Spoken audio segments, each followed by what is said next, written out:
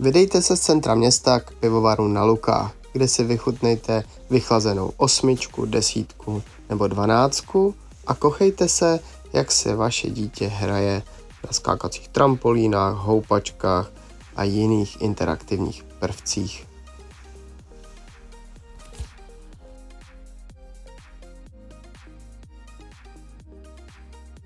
Pokračujte na dětské hřiště na sídlišti Jana Patočky.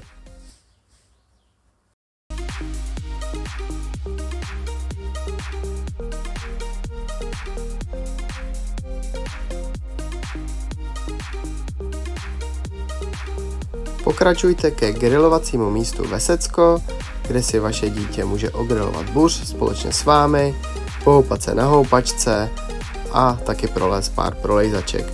Nikdy ani noha a vy si to určitě užijete. Nezapomeňte dát follow našemu účtu Toulavé kočky na Instagram, Facebook a YouTube.